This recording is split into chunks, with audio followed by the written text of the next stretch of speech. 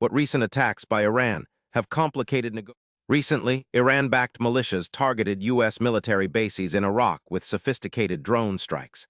These attacks caused damage and raised serious concerns about regional security.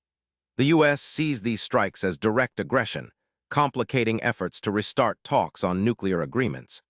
The use of drones also signals Iran's growing military capabilities, making negotiations more tense and unpredictable.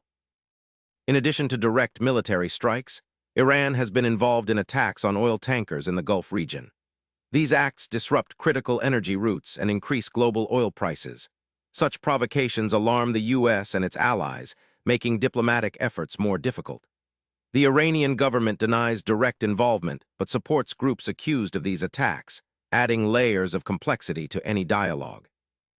While attacks escalate tensions, Iran has also accelerated its nuclear program.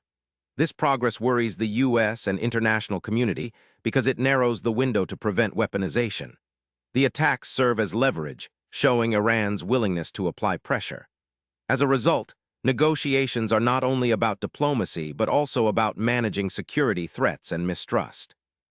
These recent attacks have hardened U.S. negotiating positions, making officials less willing to offer concessions. The resulting mistrust slows down talks aimed at reviving the nuclear deal. Each attack raises the stakes, transforming negotiations into a high-risk balancing act. Understanding these events is key to grasping why talks are so fragile right now.